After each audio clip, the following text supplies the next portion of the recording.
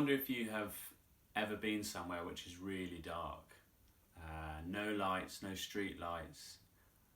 You can't even see your hand in front of your face. Real darkness. Like, you can almost feel it. It's stressful, it's oppressive. You cannot find your way out if you're stuck somewhere. When you read this chapter that we've just looked at from Isaiah chapter 9, you start in darkness. It says these people living in darkness. Now, this darkness wasn't literal. It was a metaphor talking about a time when Israel, the people that this man Isaiah was writing to, was living at a really oppressive time. They were in danger. People were coming to destroy their land. Life was stressful. It was oppressive. They couldn't really find a way out. It was darkness. And I wonder if you've ever felt like you're living in darkness, or your lives feel like they're surrounded by darkness, maybe living in a distant land, a foreign country, or finding your course hard, the uncertainty that comes with living in a global pandemic. Life can be stressful, it can be oppressive, trying to find out who we are, what we want to be. We can feel restricted. It feels like there's no way out. So, although we're not in the same situation as those people in Israel, life can feel a bit like we're living in darkness. But if you are in darkness and you suddenly see a light, you were trapped and now you're able to see, it's amazing. It feels like life. It's wonderful, it's refreshing, it is calming, it's peaceful. There's joy. It can feel a bit like you were like dead and now you're alive again. Everything is turned around when you're in darkness and you see light. And this is what this man Isaiah, who was a prophet, he was a man who was a religious man speaking to ancient Israel, this is what he says is promised to the Jewish people. He said, look, God is sending you a message. You're people in darkness, you're living in darkness, but there is this great light, a way out, there's joy. It's wonderful. He says it's like two things. It's like receiving an amazing harvest, which today we might not understand the joy of that, but back in the ancient world when you relied on a harvest, having a good one was amazing because it would be, you knew you'd be happy for the season, you knew you'd have what you wanted, you knew you weren't going to starve and have to ration things. He says this light that God is bringing is going to be amazing. It's going to be like receiving a harvest.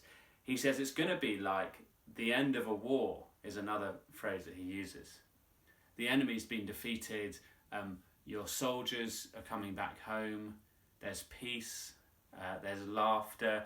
And they're bringing back gold and silver. There's prosperity at the end of this war. No more war. No more famine. Light. A promise that things have been turned around, darkness to light. And there's that phrase in the story, the people walking in darkness have seen a great light. On those living in deep darkness, a light has dawned. And we think, okay, what is it? Isaiah, what are you telling these people? What is going to be this light? And he says, for to us a child is born, to us a son is given. I'm a really big fan of superhero films. I like the Marvel films. They've made lots of money, which I guess means lots of people like them. And we like this idea of heroes or saviours coming to protect the world, to defeat the enemy, to save the people. It's often a common story that's told lots again and again and again. And when you think of heroes, you usually think of someone strong who has powers and all these things.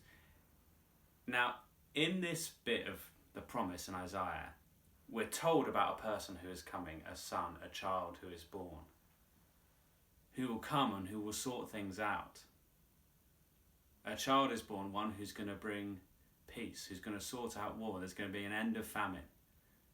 It sounds like this person is going to be someone who reverses these curses. And this child is given 4 amazing names. He's called Wonderful Counselor, which means he is amazing and wise. He is called Mighty God. He is going to be God himself. He's called the Everlasting Father. He has been there since the beginning of time. He is the Prince of Peace. He's the one who will bring lasting peace. So think about this promise that Isaiah is saying. He's saying, look, one day, people living in darkness, look, one day light is going to come, and this is going to be God coming to earth. Coming down as a baby. To us, a child is born who becomes a human. And they will bring about peace that will last forever and make an amazing place where everyone will do justice, do what is right. When we're thinking about this in the whole story that we're looking at, we notice that this child who's coming, who's God coming to the earth, is the one who's going to reverse these curses. He's the promised one. So this Christian story that we've been looking at, we've looked at loads of different things, but it's a story about light coming into darkness. It's about God who created everything now coming down. He's bringing peace between nations. He's one who will come to reverse this curse. He's the one we've been waiting for this whole time in the story, who will fulfill all the promises that we've seen. And then we track the story a little bit further. We have this promise from Isaiah, and then we have a number of years of silence. And then we hear these words from a writer called Matthew. And he starts to write a story about a man called Jesus. And he says these things. He says, at the very beginning of his story, look, this is a genealogy. I'm writing to you about the descendants, these promises. I'm writing to you about this person who is a promised king. He's a promised king who's the son of David. He's the son of Abraham. So as Matthew's writing his story, he's saying, look, this story is about a person who's a descendant from Abraham. He later writes on, and all this took place to fulfill what the Lord had said through the prophets.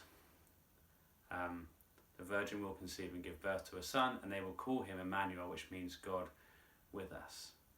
So when Matthew writes his story, he's saying, look, this is it. The time has come. This person, Jesus, he is the one who is God with us. The one who's come to reverse the curse. The one the whole of the Old Testament, as we've been looking at, has been building up to.